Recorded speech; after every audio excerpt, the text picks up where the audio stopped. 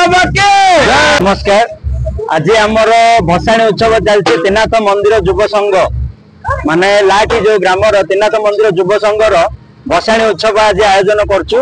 तो आज टॉपिक ये जे कि आमे जो डीजे बाहर करछंती आजिकल दुनिया रे जो आधुनिक जमाना रे डीजे पीजे करिकी जो माने डिस्टर्बेंस क्रिएट करछंती, एयर पोल्यूशन होउची, ता द्वारा रोड रोको होउची, मद फद पीकी जो माने माने परिवेश को खराब करछंती।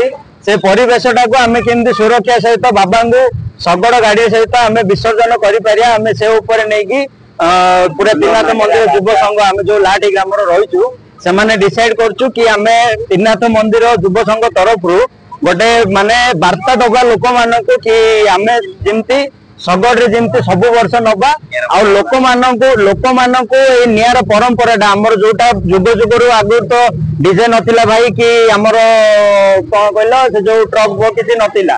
तो आगु जो शगड़ गाड़ी रे लोक माने नियार भाबरे नउथिले सेही जिंस को परंपरा को बजाय रख।